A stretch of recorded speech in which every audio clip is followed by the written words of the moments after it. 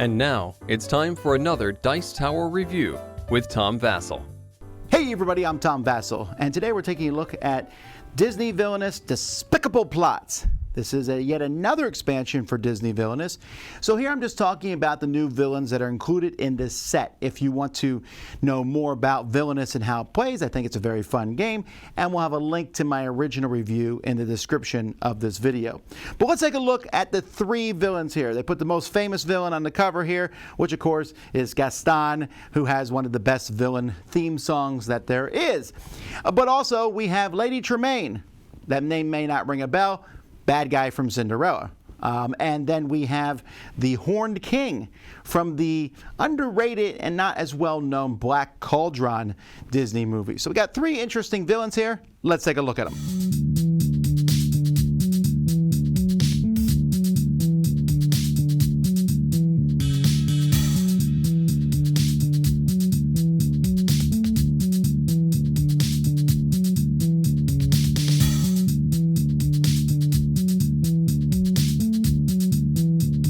Okay, so first let's take a look at the Horned King.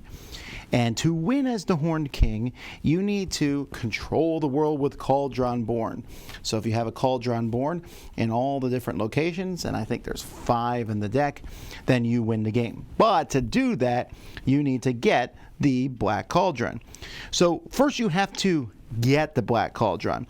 And so you have cards that do that. For example, this one here, show me the Black Cauldron, kind of on the nose here, but this either gives it to you or gives you 3 power. If this sword is in existence, you can pay 3, discard the sword and claim the Black Cauldron. And if Henwen is ever vanquished, if he's out on the board, you can get the Black Cauldron that way. And there's even a way for you to make sure Henwen gets out. Once you get the Black Cauldron, you have to power it. You're going to have to flip it over to the power of the Black Cauldron side. So there's different ways you can do that. One way here is discard. Our hour has arrived to play that. There's also an action that lets you flip this tile, but if you notice, there's no locations with action on them. However, ancient soldiers add action to a spot. That's actually kind of cool, and I would like to see more of that being done where cards add icons to certain areas. But once you have that action, then you can flip this over. Now, once the Black Cauldron is flipped over, you can pay 2 power to replace an ancient soldier at a spot with the Cauldron Born. And you want to keep doing this before it gets flipped back over to the other side. Obviously, there's this card here. Lets you flip, it makes it flip back over.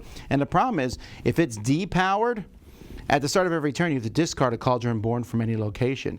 So you can have a pretty bad turnaround here. And of course, there's other good guys and things that are going to mess you up. Ancient soldiers can't be played to this location. If this guy's defeated, shuffle him back into the Horned King's Fate deck. You know, when you play, you can move each hero to another location. So there's all kinds of different things in here. But of course, you also have cards that are going to help you do various things here. No special ability here. But again, there's lots of ancient soldiers. Get power equal to the number of heroes in your realm. So a lot of cool different effects here in the game. Lady Tremaine has a very exacting thing that needs to be done. At the beginning of the game, the ballroom here is locked. And so for Lady Tremaine to win, she has to marry off one of her 2 daughters to the prince. Except these are the 2 daughters normally. They have to have ball gowns. So you're going to have one of these in the ballroom and unlocked, and the prince be there and play the card that says Wedding Bells. So first of all, you'll have to find the invitation from the king. This unlocks the ballroom, and if the prince is not in play, he goes to the ballroom. If the prince ever comes up, boom, he must go to the ballroom. Then you got to get these characters into the ballroom, and then use an action to discard them to put in the ball gown Drizella, and then play the Wedding Bell card. Now that doesn't seem too difficult, but there's some negative things that can happen here. So first of all, Cinderella can show up, and Cinderella also can be discarded to put in Ball Gown Cinderella. And so when she's in play, no allies can enter the ballroom. She's there with the prince by herself. And if she's defeated, and you're going to need to defeat her, then we put both glass slippers in play. One goes in the castle, one goes in Cinderella's room. You cannot win while these are in play. Well, how do you get rid of them? Well, Lady Tremaine's cane lets her remove glass slippers. So you can see there's a lot of different things that are going to go on here. And there's more than just that. There is your typical allies here. The fairy godmother brings in ball gown Cinderella. Then you got these annoying mice and move allies around, and Bruno the dog. You have a lot of different cards that you're going to be able to play. And so, for example, you got Lucifer, the key, move Cinderella's room, put a trap token on her. Trap tokens are in this game. You're going to be putting them on the allies usually, or the enemies, the good guys, whatever. And they have no abilities, although they can still stop you from winning the game. But they have ways to get out of those too. But you're going to be looking for cards. So, for example, I said if. Shuffle your villain discard pile back in your deck. You can lock people up. If someone targets you with a fate action, you can do these. You pick a card. Here you can defeat all the heroes. This is an interesting card, Midnight, because it lets you kill every hero, but then you put both glass slippers into play. So it's kind of interesting how this one works together, but it has a very specific way of winning. Gaston is trying to remove all 8 obstacles. There are 2 different obstacles on each location. He's needing to remove these obstacles so that he may marry Belle. Now, there's a lot of different ways to get rid of obstacles. This guy here, you can pay 2 power to get rid of an obstacle. Here you can, if someone takes 4 actions, get rid of an obstacle. Get rid of 3 obstacles. You'll notice these are very expensive cards. Get rid of 2 obstacles from the same location. Get rid of an obstacle. They all cost a lot of power. So you have things like this here, which lets you put an obstacle back. Then you can gain 3 power or draw 3 cards. But you have to be careful about putting the obstacles back, because there's other cards, the good guy cards, replace an obstacle, put all the obstacles back in. Put 1 obstacle back in each location. Put 2 obstacles back. So these are going to be adding obstacles to you. You also have things like Maurice here, who, you know, you can put his invention out, which helps him out a lot. But if he's vanquished, the obstacles go away from Belle's house. Belle, when she's around, you can't take any obstacles off in play. And you'll have the various other characters. Here's Maurice's invention, the Rose, be our guest in this game. There's all sorts of characters that are going to be played here, including the magic mirror. There's Cogsworth, the Beast. 6 power. The Beast is kind of cool. But when the Beast is vanquished, we get rid of all the obstacles from his castle. So they're powerful enemies that Gaston has to fight, but when you beat them, you might have some benefits. And then, of course, there's La Foe. You got a mob. Wolves are fun because they get +1 for every other wolf card in play. So get a bunch of wolves out, and they're doing really well. And I love 5 dozen eggs. Just make someone have 2 strength.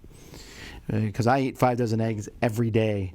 Move action, ally action, beautiful as me. So there's lots of fun cards in this set here. It's the most straightforward of the different villains in this set. Component-wise, the game comes with lots of different cards. The artwork, as always, is fantastic. And I like Gaston's figure here. The Horned King is really cool. Lady Tremaine's interesting because, yes, that's her hair. And when I first saw it, I was confused as to whether it was a heart or a butt. But now I see that it's her hair. But it is one of the odder icons there. But yeah, everything is fine, and it all fits easily in the box. Now, thematically, Gaston is one of my favorite villains. He's just so smarmy and evil that when he eventually gets defeated in the movie, it's very satisfying. But in this game, he's easily one of my favorite villains to play in Villainous too. Very straightforward. I tend to like straightforward villains that have different things. I'm getting rid of obstacles. You add the obstacles back. I get rid of them. You get them back. The Horned King is interesting, the black cauldron, getting it into play and stuff. I like that idea. It's also a fun one to play thematically. Lady Tremaine is my least favorite of almost any of the villains to play. I don't think she's necessarily bad, but it's just so much of I need this exact card here to do this, and play this. I need to have the slipper there, and then this, and then this. And then if it messes up, if Cinderella comes out and the glass slippers come out, it almost feels like you've been reset. Like, back to the beginning. All right, smash the glass slippers. Get her back to the ballroom. Do this. And by the time you do all that, Cinderella might show up again. So I feel like I don't like how scripted that one is per se, and the fact that it can feel like you've done nothing because everything can be reset. You know, Gaston can have stuff reset, the obstacles can come out, but it's more of a tug-of-war feeling to it, and I don't mind that. Same with the Horn King. For example, with the Horn King, when you get the Black Cauldron in play, you power it up, and you don't want it to be depowered because you can lose really quickly then. So you want to try to win, and that can also come back to get you, but the Cauldron itself never goes away. Either way, though, I think these are three unique villains. They feel different than the other ones out there so far. Some people might feel the exact opposite of me and think Gaston is the most boring of the characters because he doesn't have the set path. The theme isn't as strong in it.